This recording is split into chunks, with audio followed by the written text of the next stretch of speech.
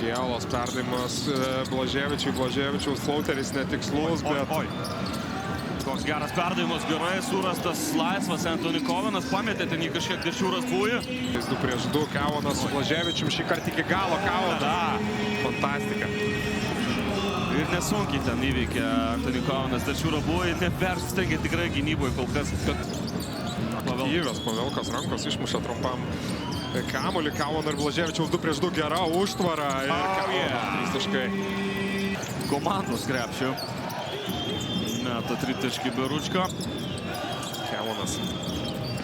Kaip ir kokia kvaila pražanga į Hesoną. Nu vėl.